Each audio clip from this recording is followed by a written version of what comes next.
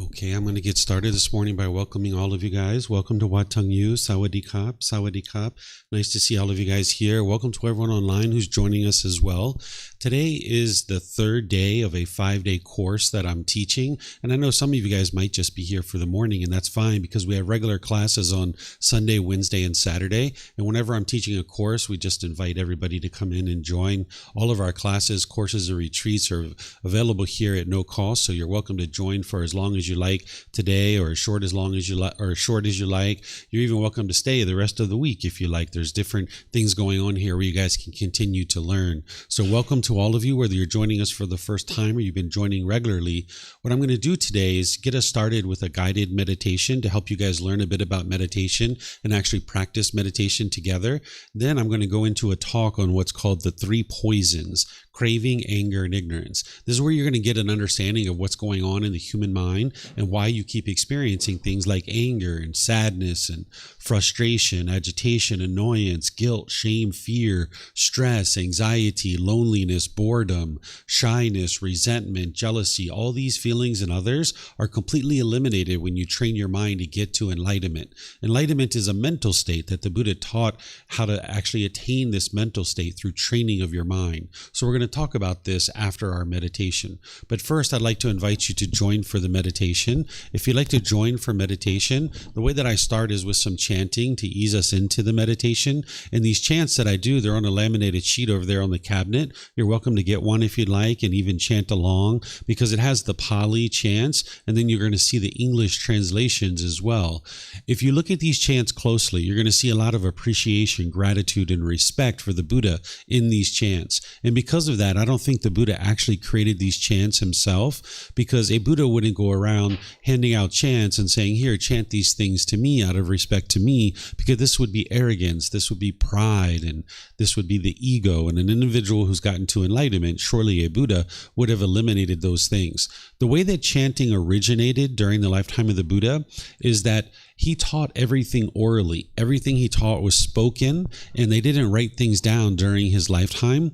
So they ended up writing things down after his lifetime, after he died. But during his lifetime, they needed a way to remember the teachings that he taught. So every 2 weeks, his students would come together and they would recite his teachings word for word for word. So whenever you're chanting like this, it's important to understand the origins of chanting starts with helping individuals to remember the teachings. So there aren't any rites, rituals, ceremonies, or worship or in the teachings of the Buddha. This isn't a prayer or anything like that. Even if you've been exposed to those kinds of things before related to the teachings of the Buddha, those aren't the teachings of the Buddha. He doesn't have any rites or rituals, ceremonies, or worship or prayer as part of his teachings, because his teachings are all about helping you to train your mind to uproot certain pollutions that are in your mind. And I'm going to help you to start understanding that after our meditation.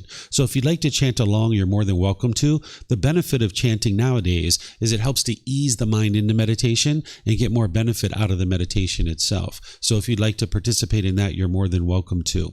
After the chanting, I'm going to come in with some guidance so that you guys can be learning how to meditate while we're actually meditating together. Then there's going to be a period of time where it's just quiet and we're all meditating. Everyone here at the temple and anyone joining us online will just all be meditating together at the same time.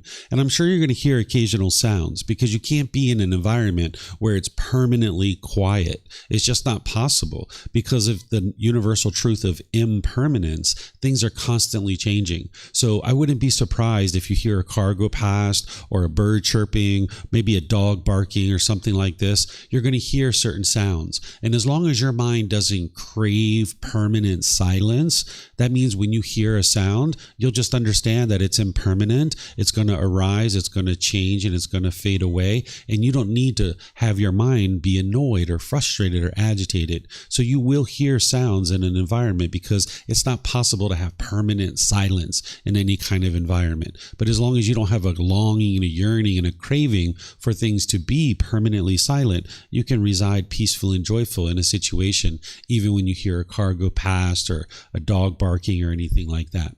After we do the meditation, then we're going to come out of that with some chanting. That'll help you to kind of ease out of the meditation. And that's where I'll start today's class, helping you to understand transforming the mind away from these 3 poisons and helping you to understand the solutions for these. In terms of your body positioning for meditation, there's 4 positions that the Buddha taught. There's seated, lying, standing, and walking. And you would learn these different positions at different times in your journey to enlightenment and as you're developing your tool belt to be able to understand how to get to enlightenment.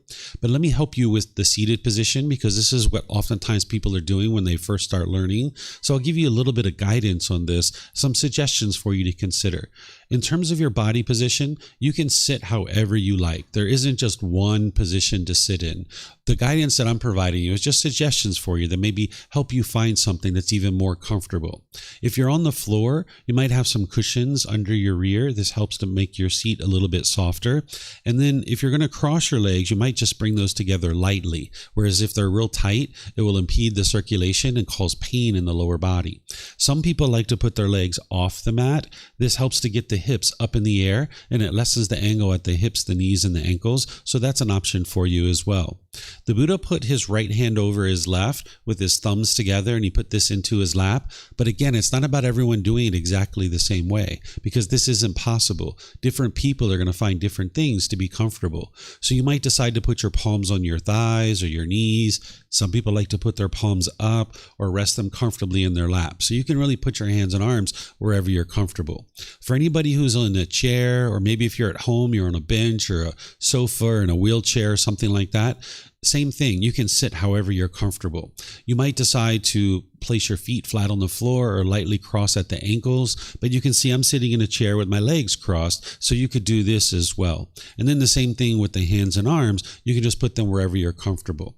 In terms of the upper body, it's helpful if the upper body is erect with the sternum up and the shoulders back. It'll help keep the mind attentive and alert during the meditation, so you can actively train the mind. Meditation is a dedicated, active, purposeful training session where you're eliminating certain unwholesome qualities and you're cultivating certain wholesome qualities in the mind. So you're going to need the mind to be attentive and alert during the meditation so that you can actively train it. Whereas if you were slouched, the mind would have a tendency to be dull or lethargic. But if you were real rigid, the mind could be overactive or uptight. So you'd like the upper body to be in the middle with the sternum up and the shoulders back. Not only will it help you to keep your mind attentive and alert during the meditation, but it'll also help you to breathe in through the nose and out through the nose. So again, I'm going to ease us into meditation with some chanting, which you guys are welcome to join along in. And then afterwards, I'll come in with some guidance to help you.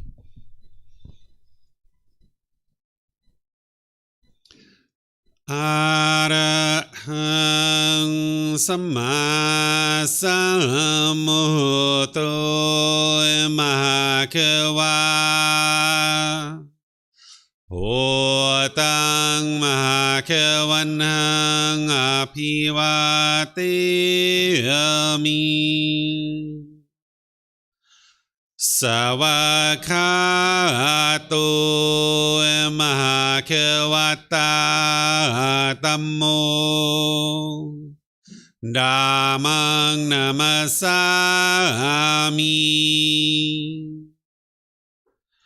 Supatipano Mahakavato Savaka Sangho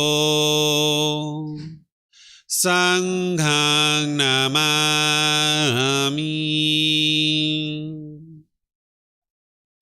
Namo Rasa Bhagavato Arahato Samma Sambuddhassa Namo Rasa Bhagavato Arahato Samma Sambuddhassa Namo Rasa Bhagavato Arahato Samma Sambuddhassa Iti piso mahakava Arahang Samma Sambuddho วิชาจารนังสัมมโนสกาโตโรกาวิตูอนุเตโรปุริสาดามาสติสัตตาตาวามนุสนังพุทโธภาควาติ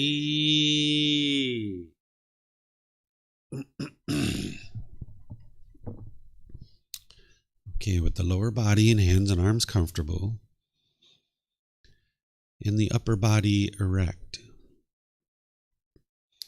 just close the eyes and start breathing in through the nose and out through the nose.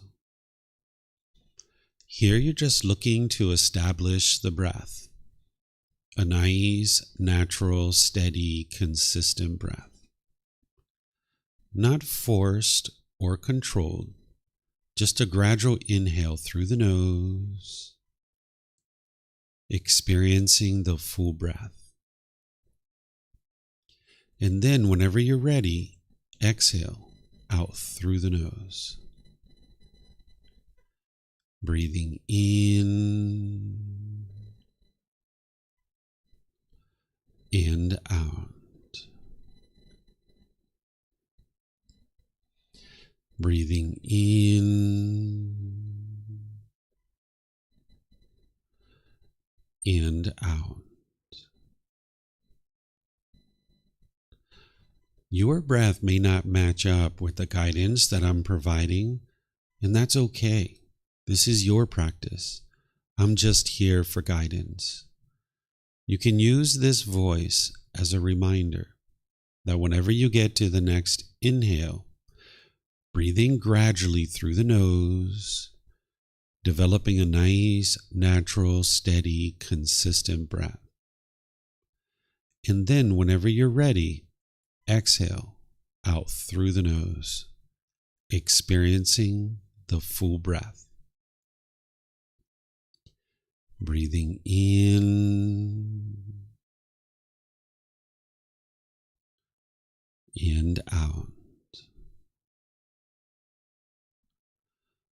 Breathing in and out.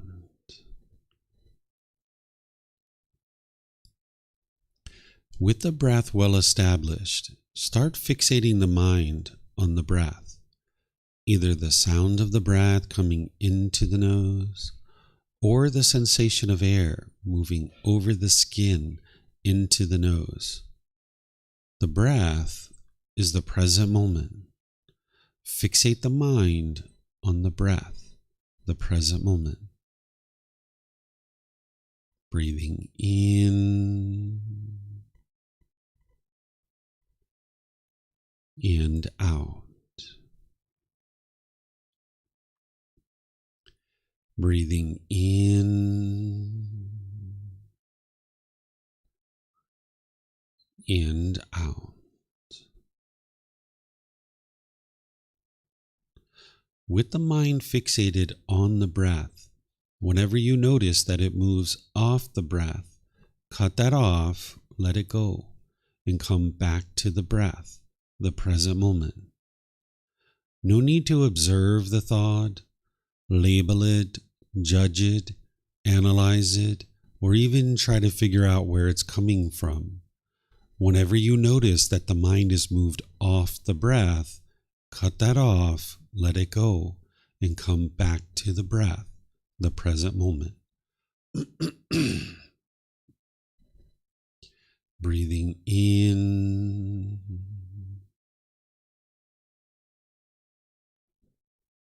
and out.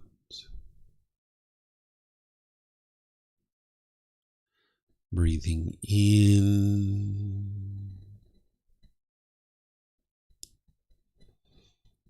and out.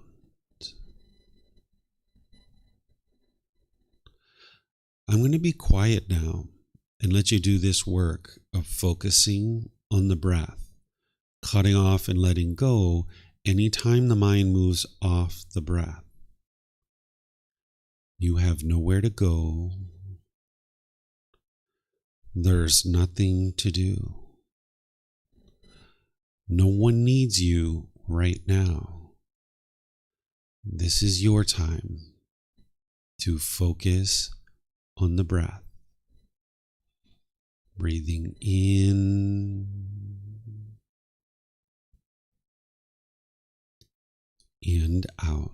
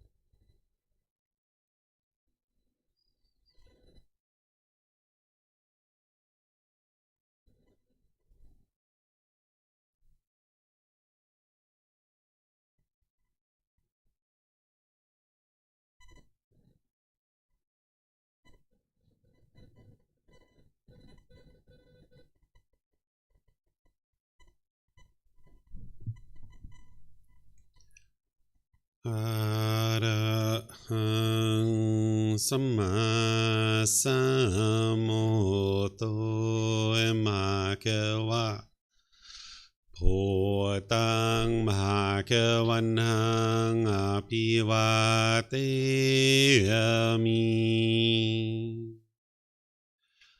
Savakato Bhagavata Tammo Dhammang Namasami Supatipano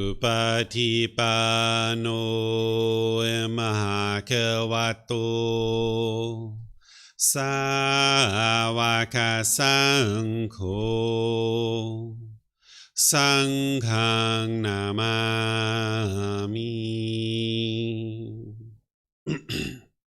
Namo Rasa Bhagavato Arahato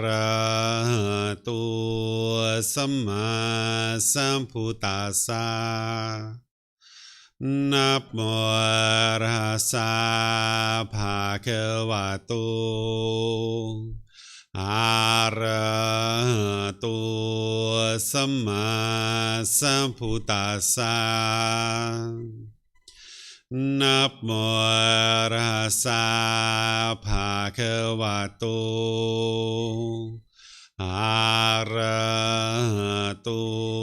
Samma Sambuddhassa Iti piso Bhagava Arahang Samma Sambuddho Vicacaranang Sammuno Sakato Rokavitu Anutero Purisa Dhamma Sati Satatawa Manusarang Bhuto Bhagavati.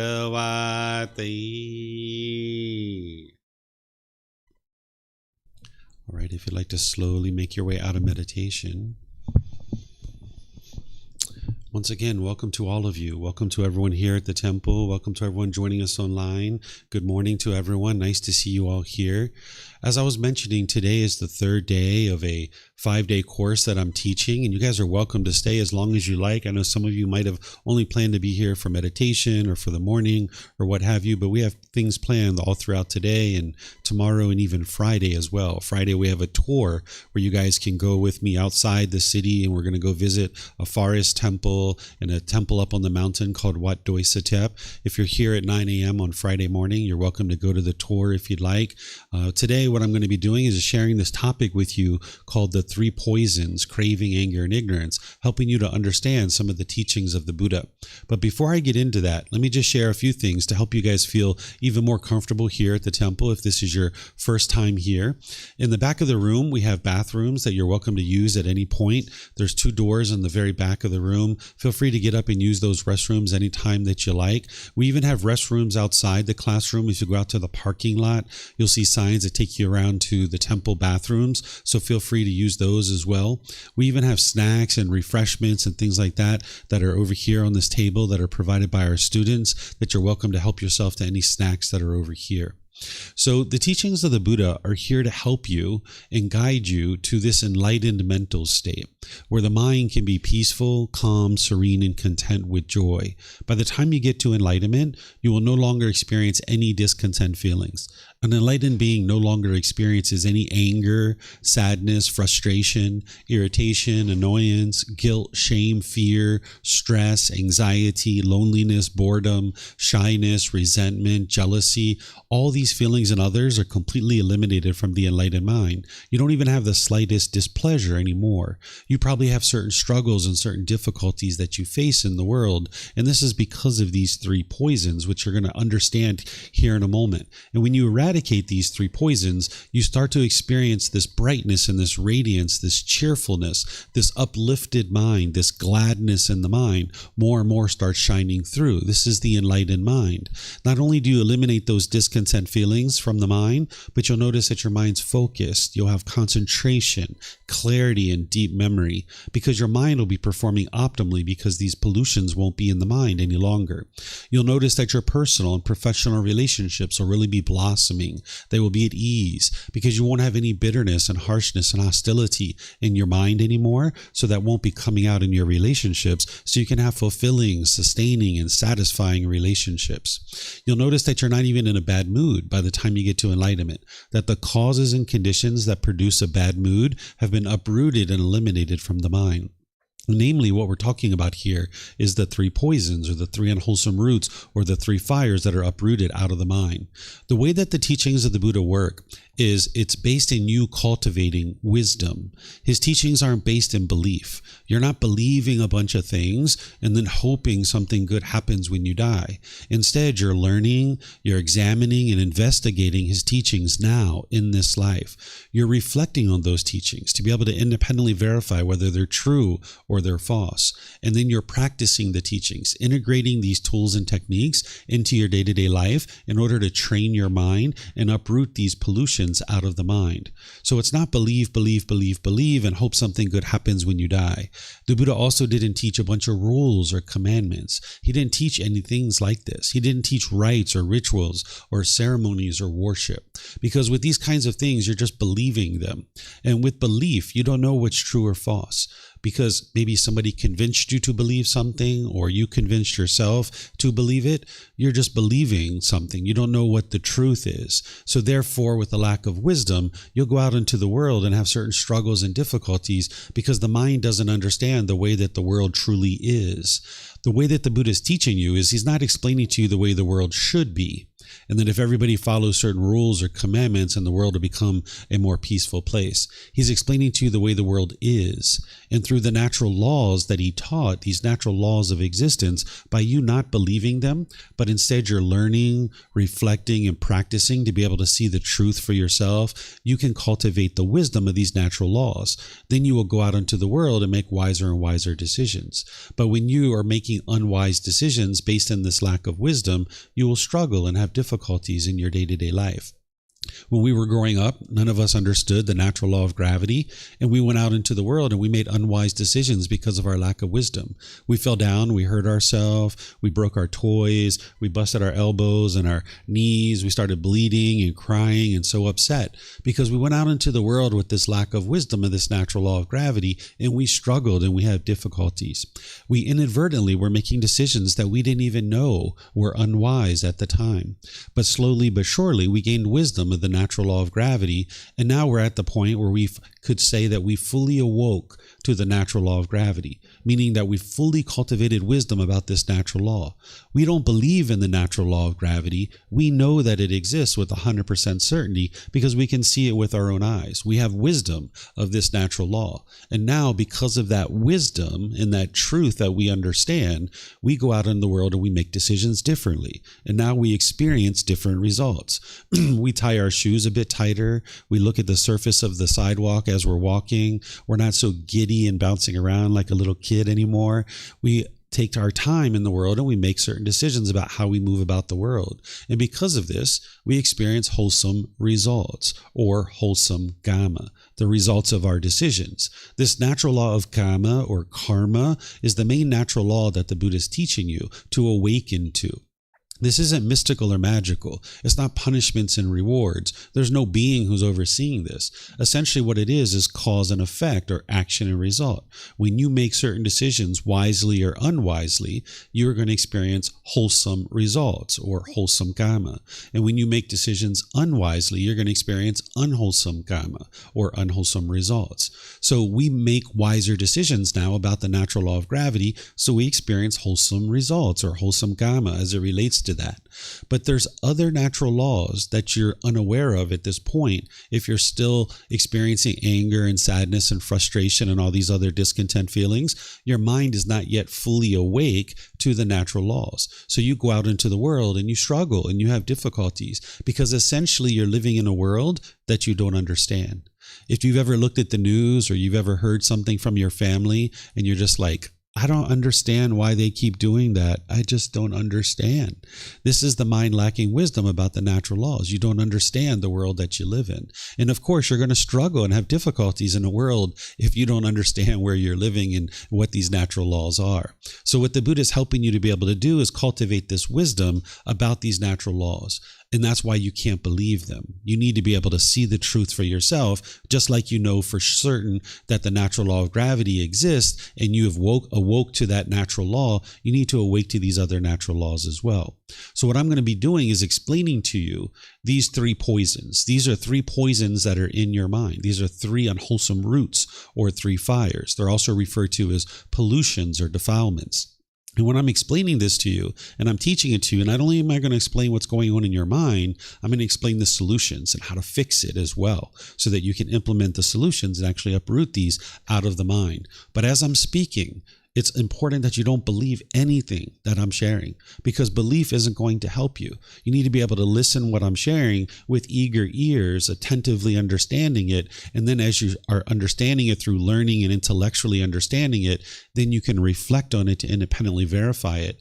Then you can practice it and you can see the truth for yourself that it works. Because one of the things you're going to hear me doing today is I'm going to give you a bunch of examples of things that you experience in your day-to-day life. And I'm going to explain to you through these three poisons, these three unwholesome roots, how you're experiencing what it is that you're experiencing. And I've never met many of you before, and I can yet explain to you what it is that you're experiencing on a day-to-day basis because I know how these pollutions work in the mind, and I know what you encounter on a day-to-day basis and how you interact in that situation. And that's how you can confirm that what I'm sharing with you is the truth because I can explain to you what it is that you're experiencing, and then I can explain to you the solutions. So if you gain this confidence that I'm explaining to you what it is that you're experiencing on a day-to-day basis, then you can gain this confidence in the actual solutions and implementing those into your day-to-day life. As we go today, you're welcome to ask any and all questions. If you're here at the temple or you're online attending through our online platforms, you're welcome to ask questions. If you're here at the temple and you'd like to ask questions, we have microphones in the white bowl in the middle of the room. All you need to do is get a microphone, press the gray button. You're going to see lights come on, and then you hold that up to your chin, and we'll be able to hear you here at the temple, and they'll be able to hear you online. If you speak here without a microphone, they wouldn't be able to hear you online. And then you can keep the microphone with you because you might have more than one question or someone around you might have a question and you can share the microphone. And then if you could just turn the microphone off so we don't get feedback from the speakers, that would be wonderful. And for anyone who's in Facebook, YouTube, or Zoom, if you would like to ask questions, you can put that into the comment section and I'll be able to see that. Or you can raise your hand electronically in Zoom, unmute your microphone, and we'll be able to hear you here at the temple and they'll be able to hear you through the live stream. So I've been teaching a lot of things in this course so far up to this point in the 2 days that we've been learning. Yesterday, I taught something called the Eightfold Path. This is the core central teaching of the Buddha. It's 8 individual factors that you learn and understand in order to completely transform your mind into the enlightened mental state. And it comes through gradual training, gradual practice, and gradual progress that you experience enlightenment. One of the biggest myths about the life story of the Buddha is people think that he sat under a tree, he meditated, and instantly got to enlightenment. And this just isn't true. This isn't the way it works. It's gradual training, gradual practice, and gradual progress. It took the Buddha 6 years to get to enlightenment. So it's going to take you some time to gradually train your mind. But this mental state of enlightenment, it's a permanent mental state.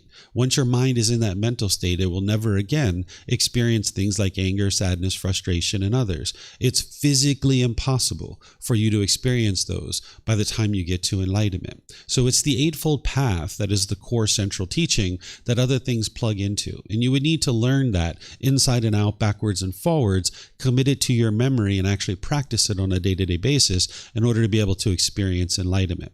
As part of that Eightfold Path, the very first step is called right view.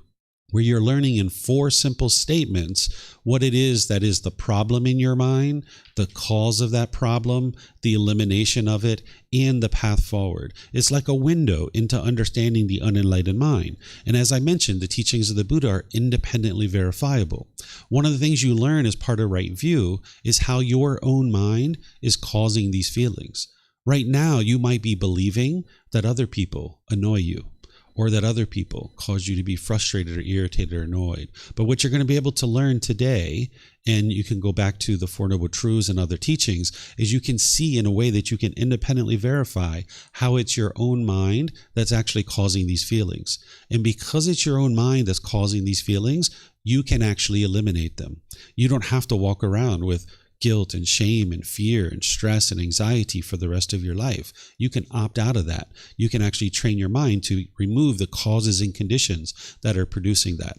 So while the Four Noble Truths, for those of you guys that were here yesterday, gives you this window into understanding the unenlightened mind, what I'm going to share with you now is going to broaden that understanding, and it's going to deepen it so that you can understand it more deeply. And for those of you guys that weren't here yesterday, you're going to be able to learn this through this particular discussion. But just understand that there's other teachings that I've already taught that is the core central teaching that you're going to need to be able to understand to fully get to an actual solution. Today, we're going to just penetrate into specific aspects of those teachings. And as I mentioned, you're welcome to ask any and all questions as we go. So let's just talk briefly about what the 3 poisons are. Referred to as the 3 poisons, the 3 unwholesome roots, or the 3 fires, sometimes referred to as defilements or taints or pollutions. This is a high-level description of what the unenlightened mind is experiencing. On a more detailed level, there's teachings called the 10 fetters. These are the 10 individual pollutions that the Buddha discovered in the mind. But when we talk about it from a high level, we call them the 3 poisons, or the 3 unwholesome roots, or the 3 fires. The Buddha referred to these things as the 10 fetters because during his time, 2,500 years ago, if you were a prisoner and they were trying to keep you confined to a certain area, they would put a shackle and a chain and a ball around your ankle, and they would keep you in this field, and that's how they would keep you confined to a certain area. Where today, if we were a criminal, they would put us in a jail cell or a prison cell or something like that. But during the lifetime of the Buddha, they would attach a fetter to your ankle. This was a shackle, a chain, and a ball. So when the Buddha discovers these 10 pollutions in the mind, he refers to them as fetters because it's keeping your mind trapped in the unenlightened state. So these pollutions or these defilements described at a high level as the 3 poisons or 3 unwholesome roots or 3 fires is keeping the mind trapped in this unenlightened state where you keep experiencing anger and frustration and sadness over and over and over again. And as you make decisions through these 3 poisons or these 3 unwholesome roots, it's going to produce unwholesome results in your day-to-day life. And that's what I'm going to explain to you. When you're making decisions through these 3 poisons, I'm going to explain to you the unwholesome results that you're experiencing because of this. And that's how you'll be able to verify what I'm sharing with you is the truth. But when you uproot these out of the mind, you'll be able to get to the point where you're practicing the wholesome roots. And now you'll experience exclusively wholesome results in your day-to-day life. But as long as these pollutions are in the mind, you'll keep experiencing unwholesome results because you're making decisions through these unwholesome roots. So what I'm going to do is I'm going to explain these from a high level first, and then I'm going to go into each one in detail, and I'm going to explain to you the solutions for them. So from a high level, craving, anger, and ignorance, oftentimes referred to in that way, but also there's other ways to refer to it as well, like greed, hatred, and delusion.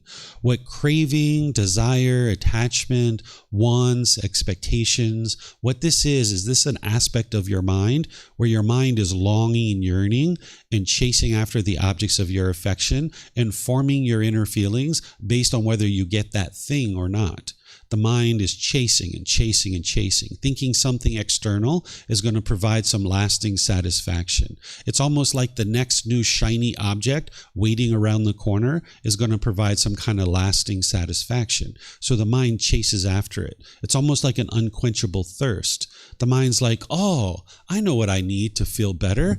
I need more money. money. Let me chase some more money for a little while. Let me go after that. That's what'll make everything better in my life. And then you chase after that for a while. You might get what you want in some situations and you get so happy and excited. Or in some situations, you don't get what you want and you get angry or frustrated. And then your mind's like, oh, I know what I need. I need a new boyfriend or a girlfriend. That's what'll solve everything. Let me go get a boyfriend or girlfriend. And now you chase after that for a little while. And then you may get that or you may not. If you get what you want, if you get what your mind's longing, yearning for, if you're getting what your mind's craving and desiring, you'll get happy. You'll get pleasant feelings like happiness, excitement, or elation, or thrill, or euphoria. But if the mind doesn't get what it wants, it gets painful feelings like sadness, anger, frustration, irritation, annoyance, guilt, shame, fear, stress, anxiety, and other things like this that are very painful for the mind to experience. This is all coming from the mind's cravings, the longing and the yearning, wanting things to be a certain way. And if the mind gets what it wants, it gets happy, it gets pleasant feelings. But if it doesn't get what it wants, it gets painful feelings. And when those painful feelings are arising, the anger and the frustration is arising, because of your lack of wisdom, you will falsely attribute these feelings to something external. You will think it's mom or dad, or brothers or sisters, or your boss or your coworkers, or your friends or your neighbors that are causing these painful feelings. And now the mind becomes unskillful. And because of its lack of wisdom, not realizing that these feelings are actually being caused by your own mind, you will tend to push people away out of your life. This is called aversion. You will push the person or you will push the situation out of your life. You might have pushed friends or family members out of your life, thinking that's going to solve the problem. But you can see it didn't solve the problem because you still get angry, you still get frustrated, you still get annoyed. If this was the real cause of the problem, your friends or family, when you push them out of your life, you'd be peaceful. But you're not. You still get annoyed. You still get frustrated. Or the next thing you might do, if you're not pushing people away or pushing the situation away, called aversion, you might be bitter and harsh and hostile towards people through your intentions, your speech, and your actions. It's almost like an animal growling and roaring at another animal, trying to fear this person into doing things your way. And you might have experienced this, where your mind was doing this, where you're being bitter and harsh and hostile with animosity towards other people. Or the third thing you might do is you might put your expectations on people and try to control them and force them to do things your way. This is the mind trying to get its cravings fulfilled because it has a certain craving, it has a certain longing, yearning, and it thinks the way to get to those pleasant feelings is to push this person away or push the situation away, be bitter, harsh, and hostile, or put your expectations on people and try to get them to do things your way. And in this situation, when your mind's doing this, you can't live harmoniously with other people. You'll have broken relationship after broken relationship after broken relationship, and you'll really struggle, and you'll maybe even find that the world is unsatisfying to you because you can't sustain a certain relationship for a long-term period. But this is all happening from within your own mind. It doesn't mean that the other person isn't doing something unwise, because they could be doing something unwise, but that's not what's causing your anger.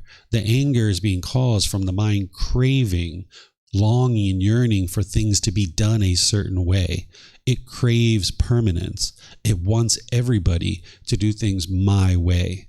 Because with the mind's ego and the arrogance, the mind thinks my way is the right way, and the other way that people do things is the wrong way.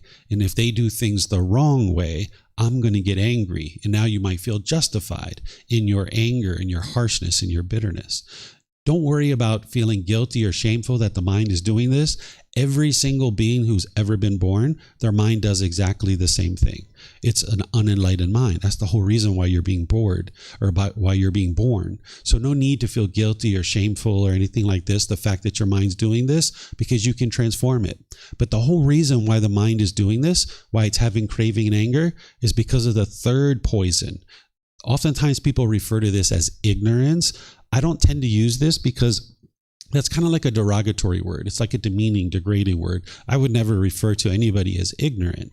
Instead, the way you might think about this is the unknowing of true reality, confusion, misunderstanding, lack of wisdom. That's what the mind has. Because of the mind's lack of wisdom, because of its unknowing of true reality, because of its confusion, its misunderstanding, its misperception, craving and anger continues to exist in the mind. The mind just doesn't understand what it doesn't understand. So even though we call it craving, anger, and ignorance, it's really because of the ignorance that craving and anger continues to exist. Just like it's because of the ignorance that we kept falling down and hurting ourselves as a little kid, and we kept having difficulties in breaking our toys. Because of our lack of wisdom, we kept making unwise decisions. It's the same thing that with these feelings and emotions, this anger, this frustration, this bitterness, that the mind has this lack of wisdom, so it continues to stay stuck in this cycle of having anger and frustration over and over and over again. But you can opt out of this. You can train your mind to uproot these, and you'll experience the peace and the joy that the Buddha experienced through the enlightened mental state. So what I'm going to do now is I'm going to go through each one of these in detail, and I'm going to really focus on the solutions, helping you to understand a little bit more with some examples of what each one of these are. But then I'm going to focus on the solutions so you can understand what it is that you can implement in order to solve this.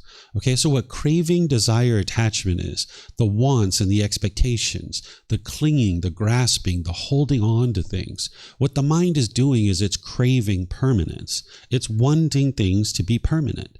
It's craving and thinking that if I can just get things my way, everything will be perfect. So the mind longs and yearns. It has this unquenchable thirst, thinking that something external is going to provide some lasting satisfaction. So if you look out at the sun and you get really happy when it's sunny outside, that means that when that changes and it's raining, you'll be frustrated. You'll be irritated or annoyed. Or if you get really happy when your bank account balance is up here, when it goes down here, you'll be frustrated or agitated or annoyed, because the mind's craving permanence. It wants that money to be up here permanently. And then when you experience this change, the mind doesn't like that. Or when it goes from sunny to rain, you don't like that, because the mind doesn't understand everything around you is impermanent.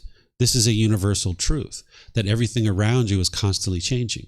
You can see we started out with a certain number of students in our class. Some people have chosen to leave. Some people have chosen to come, right? The number of people that are here is constantly changing, right? You can see that things in your life are constantly changing, but the mind wants everything to be permanent.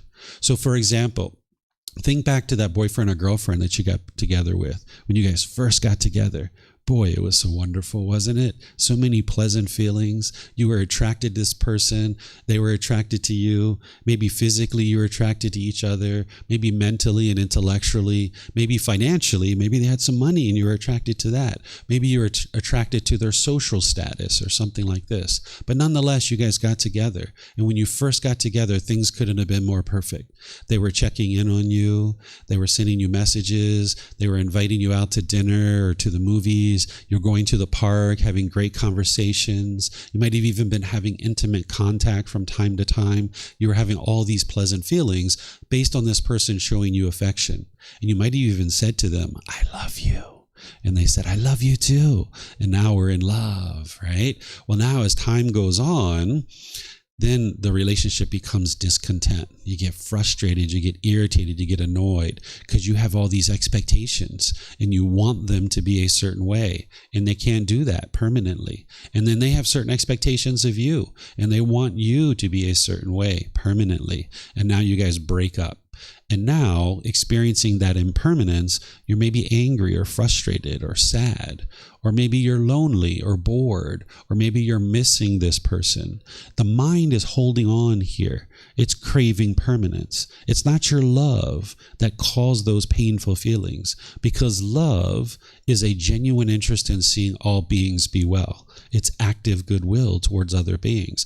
That doesn't cause painful feelings. You can love somebody and not have any painful feelings. But if you have attachment, if you have craving, if you have desire, you're going to want to hold on to this person permanently. And now you're basing your inner feelings on whether this person is with you or not. If they're with you, you're getting what you want. and you're happy. But when you experience this impermanence, when they're not with you, you're angry or sad or frustrated. This is the universal truth of impermanence, that everything's going to be constantly changing. There's nobody in your life that is permanent. Someday everyone will leave, or you will leave because you will die, right? But our mind craves permanence. So when we're in the relationship, we feel so excited, so happy, so great. But then when that person leaves on a business trip or goes away from us for any other reason, you feel miserable, you feel horrible. That's not the love. That's the attachment. Your feelings are attached to this person and whether or not they're with you or not. If they're with you, you're happy. And if they're away from you, you're sad. All that's happened is impermanence. That's all that's happened, is that they can't be with you permanently. But the mind craves this permanence. You can see the same thing with like grandma or grandpa, or mom or dad, or brothers and sisters. If you've had people close to you die and you get sad or frustrated or other feelings like this, grief, again, you're not a bad person. You haven't done anything wrong. It's just that the mind is craving permanence, that it wants grandma and grandpa to be permanent, but yet they are impermanent. So the mind associates this with love, because the people that you're closest to, those are the ones that you're attached to the most. Those are the ones you have the most expectations for. This is why it's hardest for you to get along with mom and dad and brothers and sisters and your life partner or your children, because your mind's holding on and wanting them to be a certain way.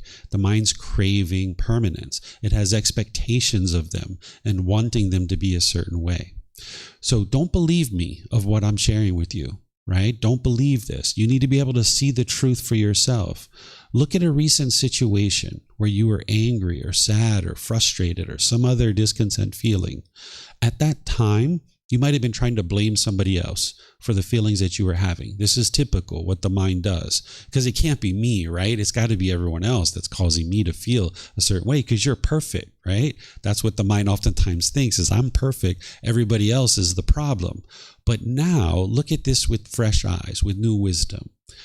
Look at that situation where you're angry or frustrated, irritated. It might have been this morning. It might have been yesterday. It might have been last week. What is it that your mind wanted? You wanted something. And if you would have got it, you would have been happy. But because you didn't get what you wanted, your mind was frustrated or agitated or annoyed. Do you see it? Can you see it for yourself? I'll give you some more examples. Say you're really excited to go to Thailand. You really can't wait to go to Thailand. Man, you're back at home, you're in your business meeting with your boss, and your mind is wandering and thinking about Thailand. And you just can't wait to get to Thailand. It's 3 months or 6 months away, and you're so excited to go to Thailand. And now you show up to the airport, and your flight's delayed. And now you're frustrated or agitated or annoyed, right? That's the mind craving permanence. It wants every single plane to take off as scheduled. But that's not possible because you live in an impermanent world. There's going to be a crew issue. There's going to be a maintenance issue. There's going to be a weather issue. There's going to be some problem that happens along the way. And your mind craving and longing, yearning to get to Thailand, you'll sit there in the waiting area for 2 or 3 hours and be frustrated, right? This is a common example of what you might experience. Or say you buy a brand new car. Now you take that brand new car and you park it at the store and you go inside and you come out and there's a scratch on your car. It's not the scratch that's causing you to be angry or frustrated. And it's not the person who scratched your car. That's not what's causing you to be angry or frustrated. What's causing you to be frustrated is the mind is craving permanence. It's wanting this car to look a certain way permanently. And as long as your mind is doing that, you're going to experience impermanence. And your mind doesn't understand impermanence, that's a natural law. It's a universal truth that everything around you is constantly changing. So your mind is craving for this car to look permanently beautiful. And now when you see that scratch, you get frustrated or annoyed or agitated. Now, we're not talking about what's wise or unwise, because when we go out through a parking lot, we aspire not to scratch anybody's car. But because we live in a world that is impermanent, it's going to get scratched. It's only a matter of time. The upholstery is going to get ripped and torn. The tires are going to need to be changed. This is all just impermanence. And as long as our mind is craving permanence, when we experience impermanence, you'll struggle with that. You can think about times when you've experience change in your life, that was some of the most difficult times for you, even if you were the one who chose this, right? If you chose to change a new job or you chose to move to a new location, that was some of the most challenging times for you. Or you chose to go to college. This was really challenging because there was this change in your life. So a way to say that the mind craves permanence is to say that the mind does not like impermanence. It doesn't like change. The mind just doesn't like that, right? So you're going to need to get more and more comfortable training your mind to let go and not crave this permanence. And the way that you do that is with breathing mindfulness meditation and generosity. These are the two trainings that the Buddha taught that really target craving, desire, attachment. The breathing mindfulness meditation is the one that we just practiced this morning. When you were focused on the breath and your mind moved off the breath and you were letting go and coming back to the breath, this is training your mind to let go, because the mind wants to hold on and it's holding on. Think back to that boyfriend or girlfriend that you guys broke up with. When you were holding on to them at the end of the relationship, when it was over for a couple of days or a couple of weeks or a couple of months, when you were holding on, you were frustrated, you were angry, you were lonely and bored and missing this person. But at some point, you were like, you know what? If he wants to be with someone else, so be it. And you let go. And that's where your peacefulness came back. And that's where your joy came back. Or you were like, you know what? If she wants to move to another part of the world, so be it. And you let her go. And when you did, your mind regained its peace and its joy. But the unenlightened mind doesn't know how to let go. That's why you need breathing mindfulness meditation, to gradually train your mind over multiple sessions to let go. So the goal of this meditation isn't to eliminate your thoughts. Sometimes people think when their mind's on the breath and they can't keep it there, they think that something's wrong. No, that's not anything wrong. Okay, your mind, even when you're enlightened, it's going to move off the breath. The goal of this meditation is that when your mind moves off the breath, that you notice it sooner and sooner, and you cut it off and let it go easier and easier.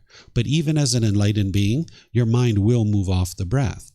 So if 15, 20, 30 different times during your meditation, you had to let go, let go, let go, this is really good because your mind doesn't know how to let go. So now you're training it through gradual, consistent training and meditation to let go. So now in day-to-day life, when you're noticing the anger arising, because it's going to arise, it's going to be a bodily sensation. It's going to be tingling in the body, tightening in the chest, tightening in the throat, heat in the face, pressure in the skull. This is like an early warning system that you're about to get angry. And when you notice that, you cut it off and let it go. You're like, no, I'm not going to do that. I'm not going to get angry. So you're not suppressing your feelings here.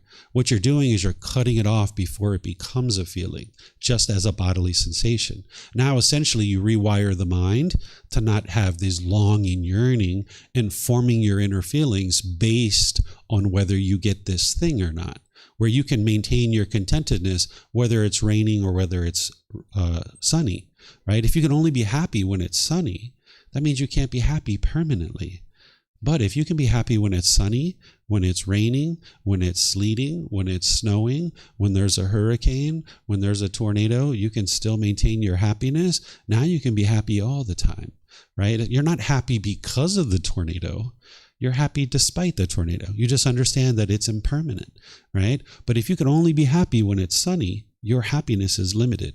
So essentially what craving does is it's like, if this is true and this is true and this is true and this is true and this is true and this is true, then I will be happy. If my mom does this, if my boss does this, if my bank account is this, if the weather is this, right? Then I will be happy, right? Your happiness is going to be less and less and less. But when you get rid of all of that, you can just be happy all the time.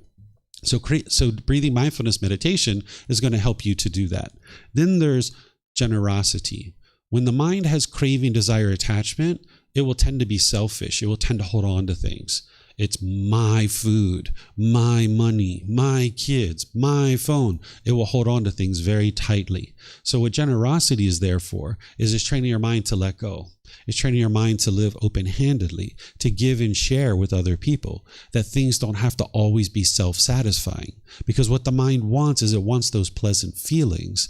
And it feels like if I keep this stuff for me, then I will be happy and I will have these pleasant feelings. So the mind kind of hoards things and collects things. But when you share with other people, you can understand that you can give and share with others without any expectation of anything in return. This is what generosity is, where you're giving and sharing your time, effort, energy, and resources without any expectation of anything in return. You can share in many different ways. You can share your food, you can share your clothes, your jewelry, you can share your time and your effort to help other people. You can share financial resources with other people, but you need to do it from the middle way. Because if you overextend yourself, then you won't have what you need for your basic necessities. But if you were all the way on the other side where you never shared, you would be quite selfish and your mind's just going to keep holding on. So you need to come to the middle where you're able to give and share without any expectation of anything in return. You can start with simple things. Say you're going into a store and you're going to open the door for you to go in the door, but there's someone behind you. Well, you're opening the door for yourself. You can take an extra 5 seconds and hold it for the person behind you. But you need to be careful.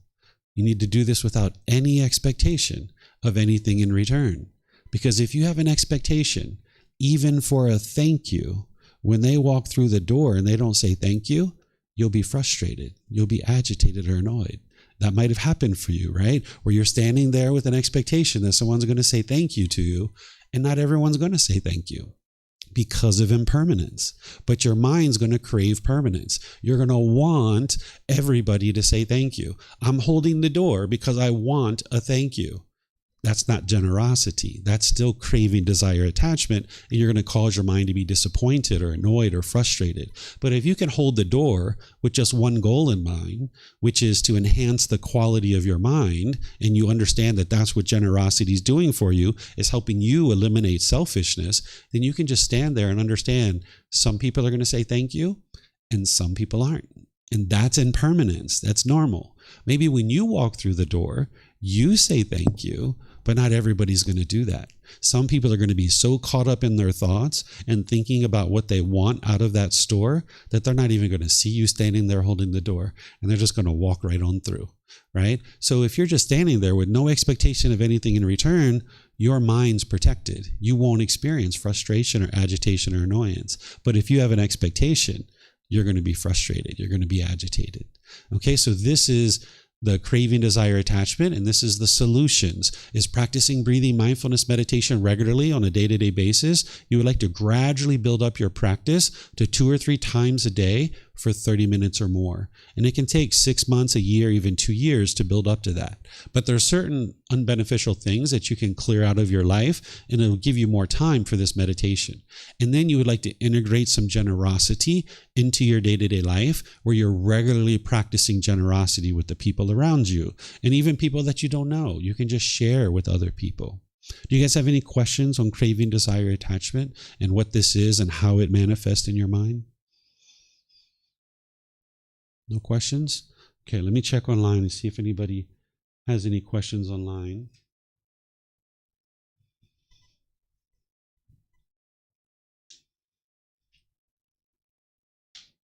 Remember, if you guys have questions, there's microphones there. Galit, you have a question?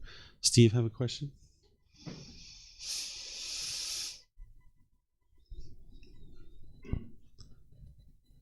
Thank you, David. So, if one comes into contact with these teachings and then says, "Yeah, I'm interested in the path of enlightenment," can enlightenment become a craving? Can you have a craving for enlightenment, particularly these days when you go on YouTube and you find this? Let's see the microphone. They've had this thing. Well, I haven't had that, and you know what I mean. Yeah. Of avoiding, like wanting to pursue enlightenment, craving enlightenment. Yeah, it is possible for someone to crave it, but if they crave it, they'll never get to it. So you need to eliminate your craving for enlightenment itself. So the mind can crave anything and everything. It can even crave water. So it's not the object. The craving, desire, attachment isn't the object. It's the way the mind is longing, yearning for it. I'll give you an example. Say that somebody has a liter of water and they're going hiking, and they have this liter of water in their car, and they get out and they go on this hike. They're 30 or 45 minutes into their hike, and they're like, oh, I forgot my water. Oh my goodness, I'm going to be out here for so many hours. And they like run back to their car. They twist their ankle. They sling open the door. They get the water. Water. They're craving, they're longing, they're yearning for this water. They're craving for it to be permanent, and their mind's shaken up when they don't have it. But there can be another person out on the trail, 30 or 45 minutes into the hike, and they're like, I forgot my water. I'm going to be out here for a little while, probably 6 or 8 hours. I should probably turn around and get my water. And now you just calmly make your way back to the car. You get your water. Sweet, got my water. Let's go on the hike. Right? So it's not the object of the water. It's not the object of enlightenment. That's not the cause of the problem. The cause of the problem is the longing, yearning for the object. So you can see that the mind can crave anything and everything, but you don't have to do that. You can train your mind to not crave these things. And that's where your mindfulness comes in. When you see your mind longing, yearning for something, you can restrain it. It's almost like riding a horse. If you've ever ridden a horse, you're from Australia, you've probably ridden a horse, right? You pull the reins back, right? You pull the reins back. That's the same thing you do with your mind, right? That when you see it with mindfulness, longing, yearning, you pull it back. Right? And that's how you can get control and discipline over the mind. And now, slowly but surely, as you train your mind that way, eventually it won't pull. Right? So that's what you're doing. Is if you think about breathing mindfulness meditation, like the breath is the post and the pillar, and you've got these 6 animals that are pulling, like the alligators going one way, the monkeys going another way, the birds going another way, but they have a rope tied to the post and pillar and around their neck. And when they pull and pull and pull, they keep getting yanked back to the post and pillar. Eventually, the animals are going to sit down and be calm and just sit there at the post and pillar. So your mind is the same way. Every time you see it pulling, if you yank it back, over time, it'll eventually just be calm and still, and it won't keep pulling like that. And you'll notice that you have peacefulness and joy in your mind because you're not being pulled in all these different directions. Yeah, you're welcome. Galit, you have a question?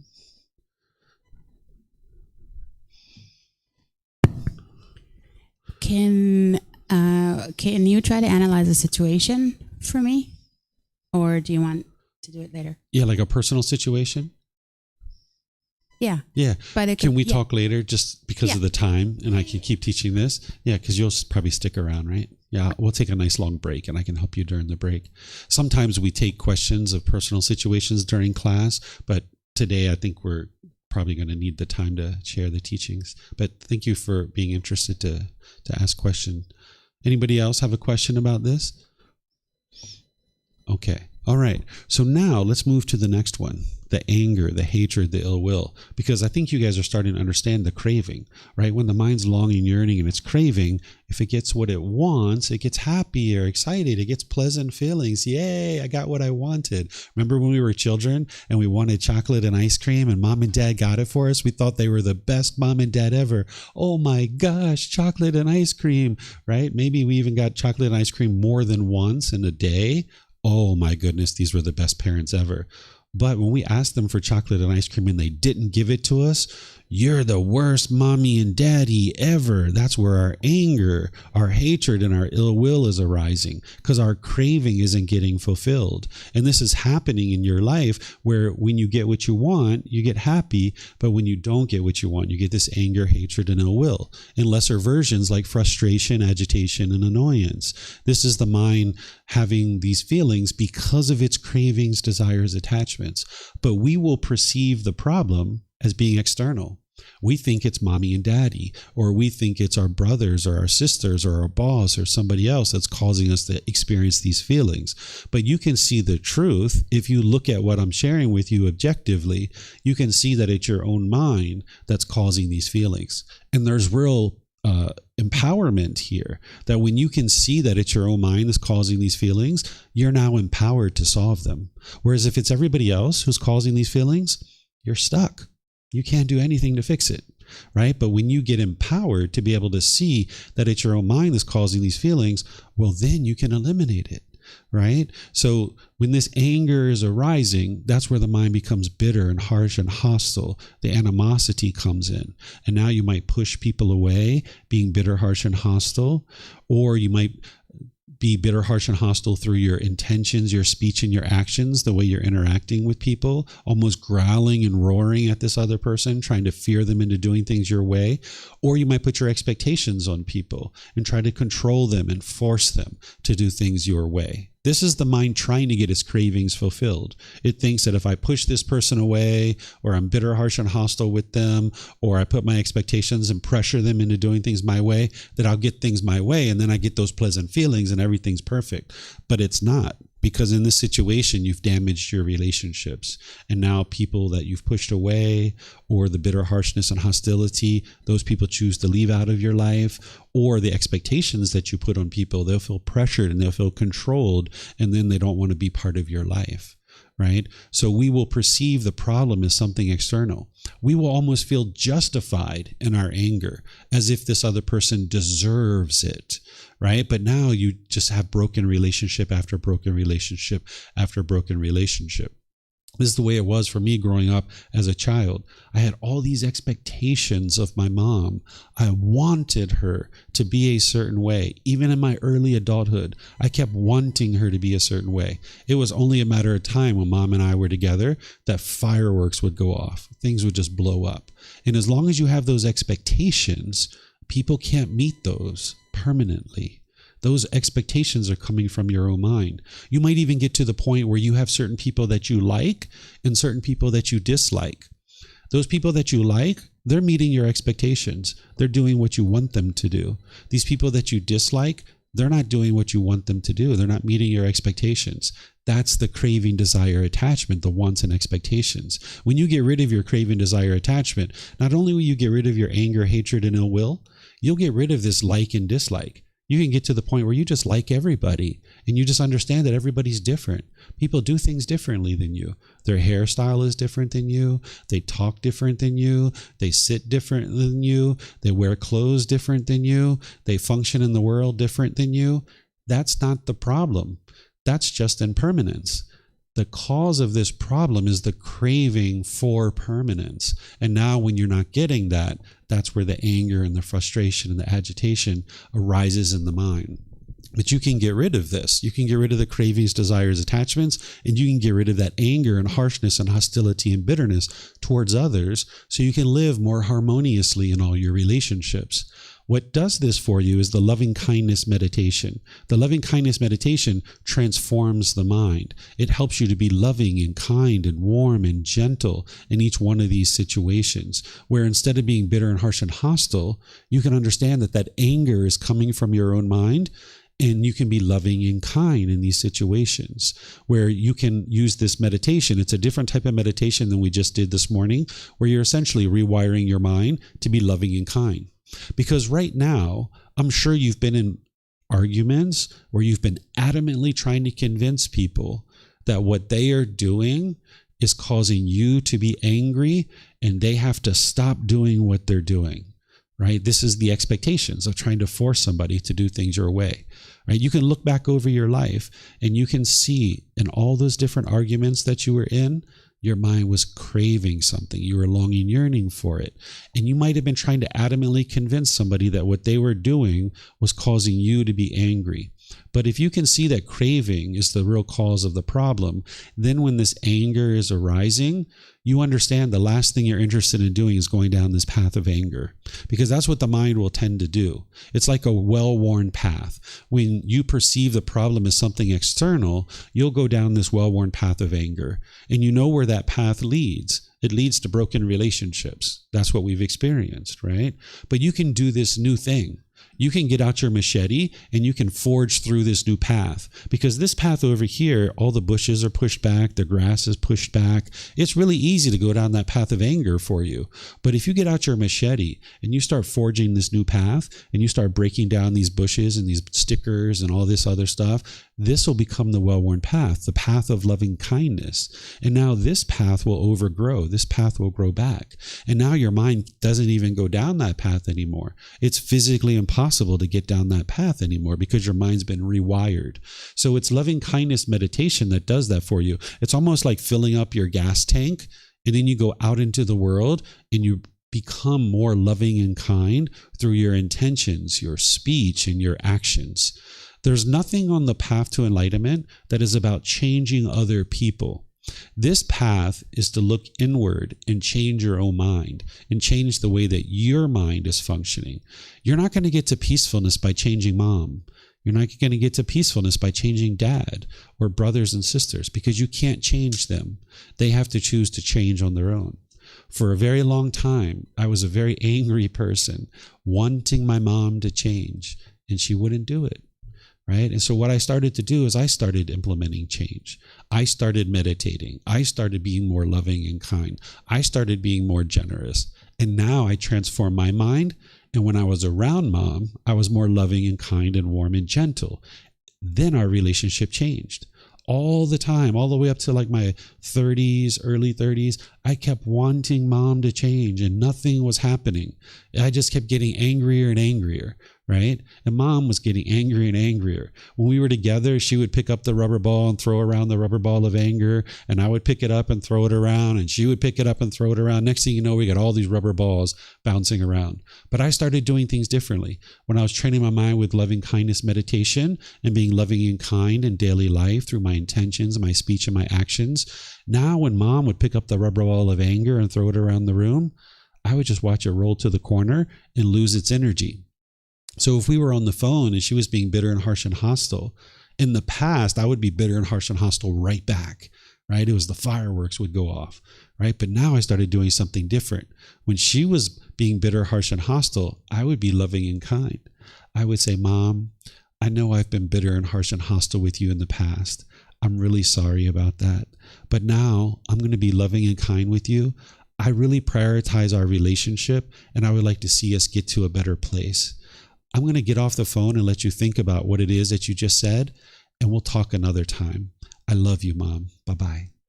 Right? So I didn't put any bitterness and harshness and hostility back the way that I used to.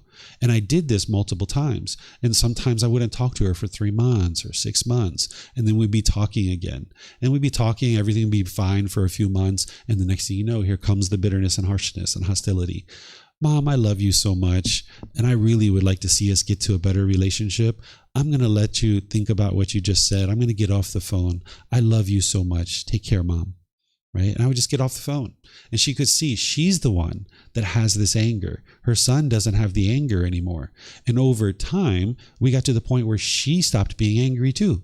And now we just had a loving and warm relationship for the rest of her life. She died in 2017, right? So you can get to that with your relationships. There's probably certain relationships right now that you're holding on to, that you have bitterness and harshness and hostility in, and it might be better to just let those go and move on. Because there's too much hostility on your side and there's too much hostility on their side. You're not committed to the relationship, and it's better to just move on. Just let go and move on. There's other relationships, the second category relationships, of people that you're more committed to. Maybe your parents or your siblings or people like this.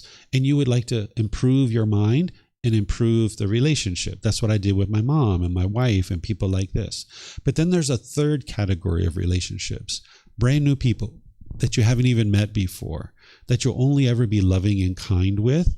And now when you're only loving and kind in those relationships, then that's what you'll receive back. You don't even know these people's names yet, right? You haven't even met them yet. So there's these 3 categories of relationships to clean up here. Is people that you need to just let go of and move on and realize that this relationship isn't ever going to be better. You're too attached, they're too attached. You're not committed to the relationship, and it's better to just move on. You don't have to go to them and tell them that that's what you're doing. You don't have to download all the reasons why you're stepping away from the relationship. Just gradually move away. Then the second category are people that you're more committed to, that you would like to work on your own mind and you would like to then improve the relationship. Then there's that third category of brand new people that you'll only ever be loving and kind with. Maybe some of the people here. And now that's all you're ever going to experience in that relationship is love and kindness. Because whatever you put out, that's what's going to come back to you. That's the natural law of karma, that when you put out love and kindness, that's what's going to come back to you. But if you put out bitterness and harshness and hostility in your relationships, that's what's going to come back to you. So that's why me and Mom, at first, I used to be bitter and harsh and hostile, and that's all I got back from Mom. But when I transformed my mind and I was loving and kind for an extended period of time, slowly but surely, she started being loving and kind with me. And we completely transformed our relationship. So this is the kind of thing that you can do when you understand what the real problem is, the real cause of the problem, and how to eliminate it. So the real cause of this anger is the craving, desire, attachment within your own mind. But you can eliminate that through the ways that I just mentioned. And then you can eliminate the anger through loving kindness meditation and practicing loving kindness through your intentions, your speech, and your actions. So do you guys have any questions on this? Anything you'd like to ask? Yeah, go ahead.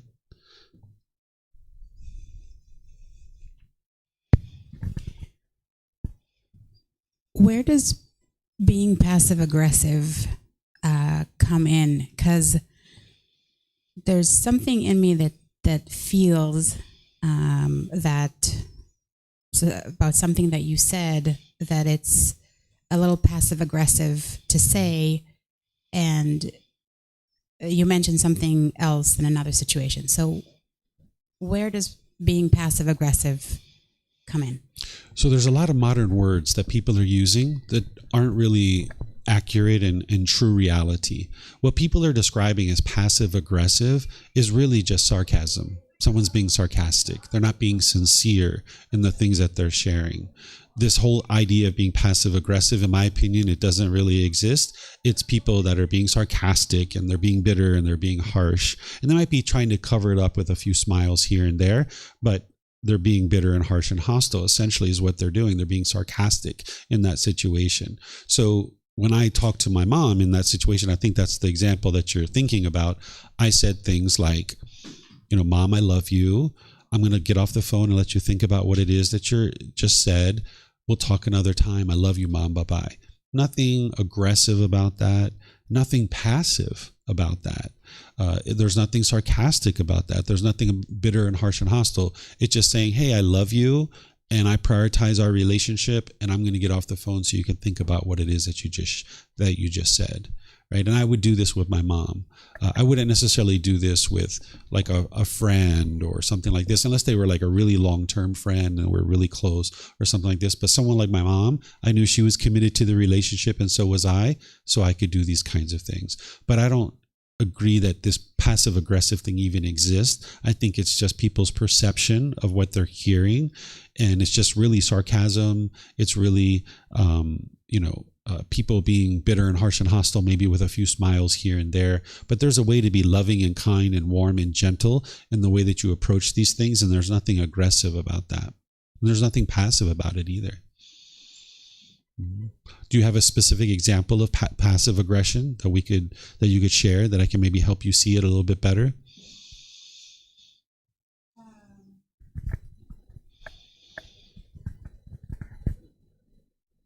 I don't think, though, that then why isn't like being sarcastic? Why is that okay? I didn't say that would be okay, because the teachings of the Buddha aren't about being okay. Mm-hmm. It's not about approving what is okay or not okay. It's not about rules and commandments. It's about what's wise or unwise. And it's unwise to be sarcastic to someone. I wouldn't be sarcastic to anybody at this point in my life. That's unwise, right? But I would never say that would be suggested or recommended. So by saying to my mom, hey, Mom, I love you, and I'm interested in being loving and kind with you. And I know in the past I haven't been that way. I really apologize for that. But now I'm going to get off the phone and let you think about what you just said so that we can talk another time. Take care, be well, I love you. There's nothing sarcastic about that. It's just saying, hey, this is where I'm at. This is the decision that I'm making. This isn't putting any expectations on her or forcing her to do anything or being sarcastic. It's just saying, this is my choice and this is what I'm going to do. Yes, definitely. Choosing to end the conversation is definitely a choice, but I'm a little hooked on I'm going to let you think of about what you said. Mm-hmm. To me, it sounds a little bit sarcastic, or I'll use the term passive aggressive again, because it's like, and almost like a little bit. I'm not judging it. I'm just trying to understand if I said it to somebody, like how it will seem. Mm-hmm. It seems a little.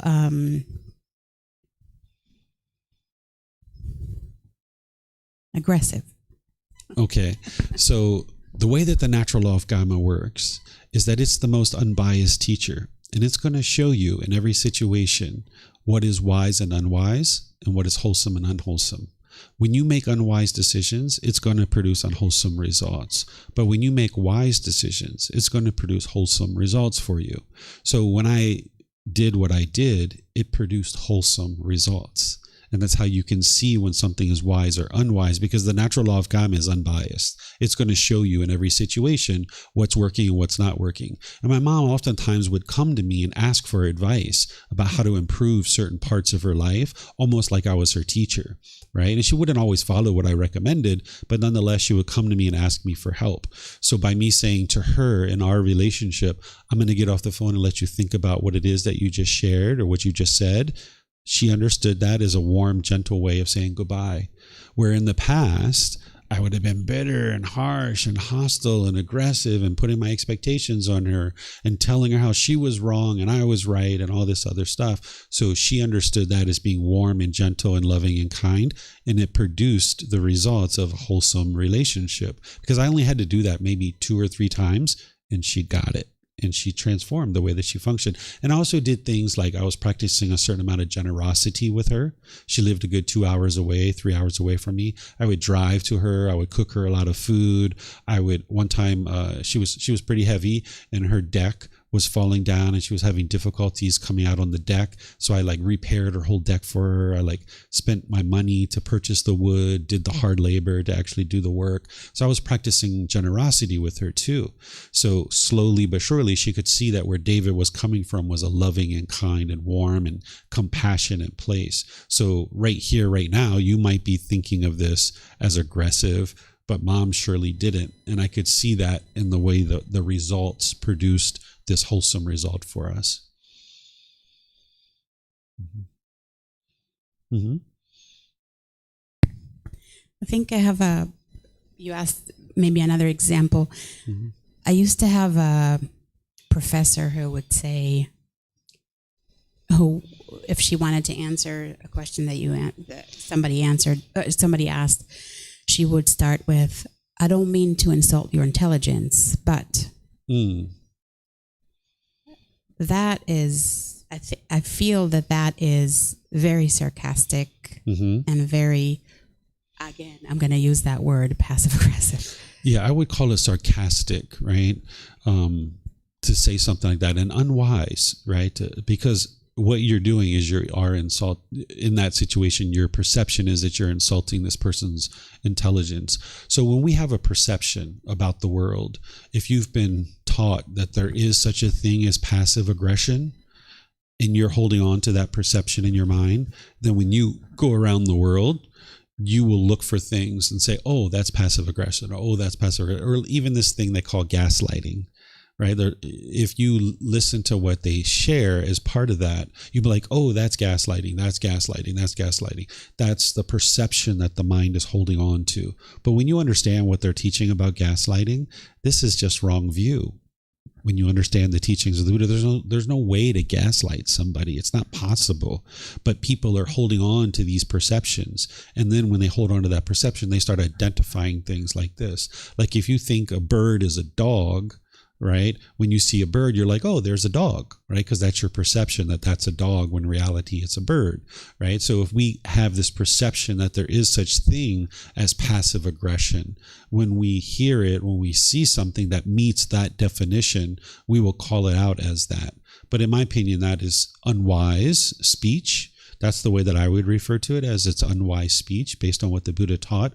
But whether someone chooses to do that or not is up to them. And I surely wouldn't judge them for what they're choosing to do. It's just for my choice, I wouldn't choose to say something like that at this point in my life. Because it does sound like they're insulting. Yeah, you are insulting. Right. When you put that but in there, yeah, that's what, you know. Yeah. Wanted to make sure that I wasn't totally off. Yeah. I just wouldn't call it passive aggression. I would just call it unwise speech. And it makes it so much simpler and so much easier. When we start defining things so narrowly, it becomes too confusing for the mind to figure out, like, what should I really be doing that is wise in the world and that's going to lead to wholesome results? Because, you know, you got people talking about narcissism and boundaries and gaslighting and passive aggression and any number of other things that people come up with nowadays. Oh my goodness, your mind's like, what is going on here? If you just boil it down to something simple like what the Buddha taught, it's so straightforward and so easy for you to learn and understand, and then you can apply it and actually experience the real results. Whereas if it's very confusing and convoluted, it's hard for you to actually apply it and experience real results.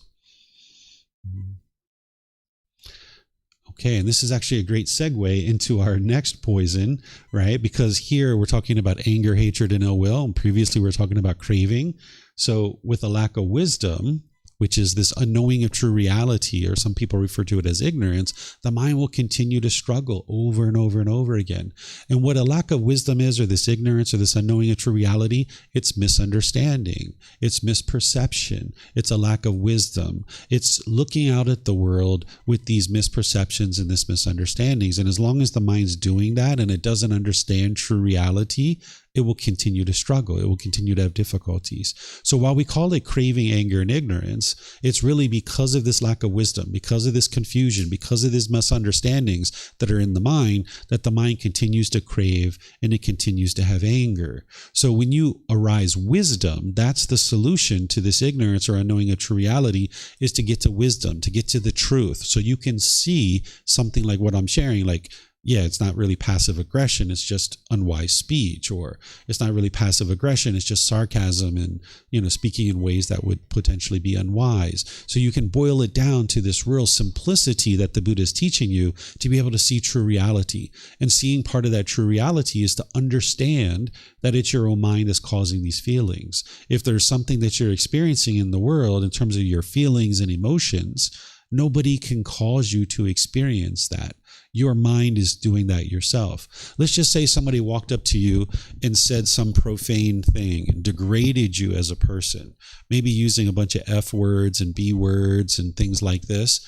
If you get angry in that situation, this is the mind's craving, desire, attachment, the expectation of wanting this person, every person in the world, to speak to me in a certain way.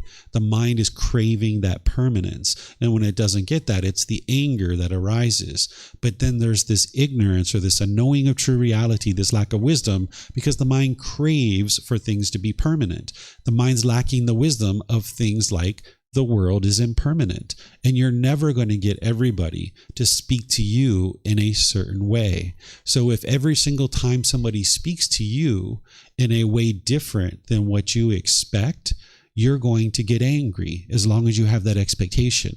But if you understand impermanence, that, yeah, the vast majority of the world is polite, kind, friendly, and respectful to people that you interact with. Yeah, that's the way most people are. But there's going to be occasional people that are unfriendly, unkind, impolite, and disrespectful. And that's their choice. That's a choice that they're making. But you don't have to get angry because of that. But your mind will get angry when you have this lack of wisdom. When the mind has craving, anger, and ignorance, it will continue to experience frustration, agitation over and over and over again. So while other people might be doing something that is unwise, that's not what's causing you to be angry or frustrated. It's your craving, your expectation for things to be permanent, for things to be a certain way.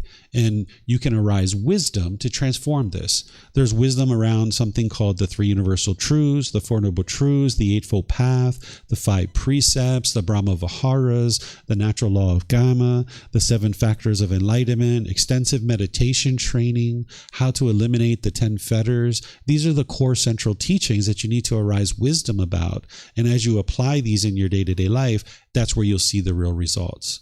The way you might think about it, even though we call it attaining enlightenment, one of the ways you might think about it is your mind is already enlightened.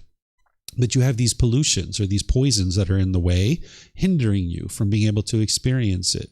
And when you peel those pollutions away and you get those out of your mind, the brightness and the radiance and the cheerfulness of the enlightened mind can shine through. One of the ways you can look at this is that if there's the sun and there's clouds in front of it, as the clouds start peeling away, the rays of the sun start shining through more and more. And this is what you'll experience with the enlightened mind as well. As you start peeling away these pollutions, the radiance and the joy and the brightness of the enlightened mind start shining through. So it's not like you do all this work for 6, 8, 10 years, and then instantly you get to enlightenment. And it's not like you haven't seen any benefit all those years. Instead, what you're seeing this gradual improvement to the condition of your mind, because the pollutions are gradually being eliminated out of the mind. So you'll gradually start seeing more and more improvement in the way that your mind's functioning and the way that you experience life and your relationships. So as you're implementing these changes, week by week, month by month, you'll see the improvement to the condition of your mind because you're arising wisdom and you're applying the teachings and the techniques and the tools that the Buddha shared in order to eradicate these pollutions.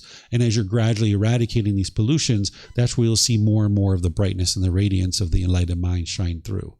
But it all starts with the cultivation of wisdom. And that's why I started our talk today, and I start many of the talks that I share with helping you to understand, don't believe anything. Because with belief, you can't get to wisdom. When you believe something, you're just believing it. And now you can easily be shaken up. Your mind can waver. Your mind can be unsteady or uncalm. But when you know the truth and you know wisdom, you can't be shaken off of that. Did any of you guys grow up with the idea of Santa Claus in your home? Can I see a show of hands? Did anybody grow up that way? You grew up that way? Some of you guys grew up that way, right? So we had the belief in Santa Claus at a certain point in time, but then we found out the truth. And I don't know about you, but I was shaken up. I was really shaken up. I was 8 years old. My sister was like, Mom and Dad were eating the cookies and milk. I was like, really? I thought it was Santa Claus, right? I was so upset, right? My mind was all shaken up. That was because I was believing. But when I found out the truth, now it doesn't matter how many people in a big red suit with a gray beard that I see in the mall or what have you. I know that's not Santa Claus, right? You can't be shaken off of that truth because you know wisdom. So when the Buddha helps you to be able to see the natural laws and you independently verify them and you get to wisdom, you can't be shaken off of that wisdom because you will know the truth. And that's what you'll need to do to be able to eradicate this ignorance, is get to the truth. Okay, so any questions on this one, the ignorance or unknowing of true reality? Adrian, you have a question? Or are you going to the bathroom? Oh, microphone? Okay. For those of you guys online, if you have questions, you can put that into Facebook, YouTube, or Zoom, or you can raise your hand in Zoom and ask any questions that you like.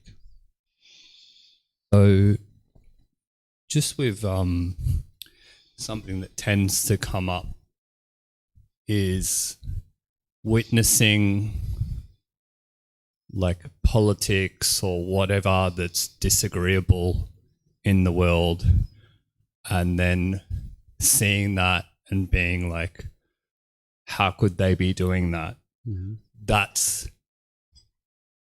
an unknowing of true reality that this being is experiencing in the presence of their supposable unknowing of true reality, mm-hmm. which is connected to craving, desire, attachment, mm-hmm. anger, and ignorance. Mm-hmm. For example, if it's politics or whatever. Mm-hmm. So I'm saying that they're all connected in that sense, right? Is that it's your own craving, anger, and ignorance. Yeah. And it would be their own craving, anger, and ignorance. So you're having a craving for this person to do things a certain way as a politician. Sure. And if they do it your way, you're happy. Yeah. But if they don't do it your way, you're frustrated or agitated. Okay. Because they're not meeting your expectation. And where this is coming from is your ignorance, not understanding the universal truth of impermanence, that not everyone's going to do things your way because the world is impermanent. Mm-hmm. All right. And so you've said in previous classes that like often the teachings are repeated, and wisdom, moral conduct, mental discipline tap into the Eightfold Path. You've said that these 3 poisons tap into the 10 fetters. Mm-hmm. Are they like one of the poisons connected to 3 of the fetters, or like is there something like that? Yeah. As well? Pretty much craving, desire, attachment. That's pretty much all the fetters, Yeah. except for things like ill will. And there actually is a fetter called ignorance as well. Yeah. Yeah. All the rest of them is craving, anger, or craving, desire, attachment, pretty much. And ill will would be craving. Ill will would be the anger, hatred, and ill will. Okay. Yeah. Yeah. All right. Thank you. Yeah, you're welcome. Okay, so I'm just going to summarize what we just talked about for a moment, is that we talked about the 3 poisons, the 3 unwholesome roots, or the 3 fires. This is what's motivating all the unskillful conduct that you're experiencing and all the unwholesome results that you're experiencing in your day-to-day life. When you're making decisions through the selfishness of craving, the greed, the desire, when you're making decisions through anger, hatred, and ill will, when you're making decisions based in ignorance or delusion or confusion, it's going to produce unwholesome results for you. These are the 3 unwholesome roots, and they produce unwholesome results or unwholesome karma, because that craving is like the selfishness of the mind, the anger, the bitterness, the hostility, and that ignorance or lack of wisdom. But you can actually transform this through training your mind, where you're practicing the wholesome roots or the antidotes to these poisons, which is generosity, loving kindness, and wisdom. Because when you practice generosity, it's the exact opposite of craving, desire, attachment. It's living open-handedly, sharing with others, giving and sharing without any expectation of anything in return. That always produces wholesome results for you. And then when you're practicing loving kindness, which is a genuine interest in seeing all beings be well, active goodwill towards others, this will always produce wholesome results for you. And when you're basing your decisions in wisdom, through the natural laws that you learn as part of the teachings of the Buddha, when you base your decisions in wisdom, it will always produce wholesome results for yourself. And like I mentioned, the natural law of karma is always there, helping you to see in an unbiased way what are your wise decisions and what are your unwise decisions, because you will be experiencing certain results in your day-to-day life. And if you keep blaming other people for what you're experiencing, you'll never actually fix what it is that's going on in your life. So if there's something in your life that you don't particularly care for and you would rather not happen, all you need to do is cultivate wisdom, make different decisions, and you will experience different results. Right? But if it's everybody else that you're experiencing the things that you're experiencing, you can't fix that. Or if it's good luck or bad luck, you can't fix that. Or if it's destiny or fate, or if you believe that there's a God that's controlling all of these things, you can't fix that.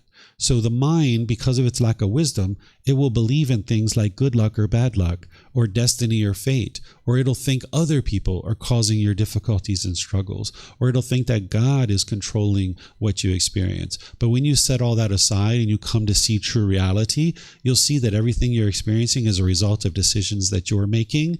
And because of that, all you need to do is cultivate wisdom, make different decisions, and you will experience different results. And this is how you really transform your mind and you transform your life. And you can completely get to the point where your mind's no longer experiencing these discontent feelings. But there's more training and there's more development and there's more teachings that you need to learn besides just what I've shared with you today, right? It's a journey to enlightenment. It's not a one class and you're going to get to enlightenment, right?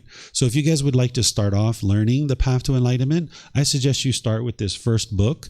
It's the first book of our book series. It's titled Developing a Life Practice, The Path That Leads to Enlightenment. You can get this for free from our website by downloading it, going to buddhadailywisdom.com. You can download it for free.